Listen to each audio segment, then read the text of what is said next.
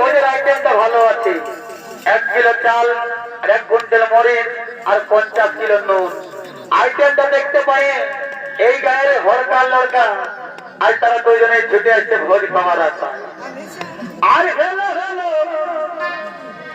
চলে বলি কইতে গেলে তোদের আর হেলো হেলো চলে বলি কইতে গেলে তোদের ডিজে ডিজে ডিজে আর বাইরে থাকবি দৃঢ়তা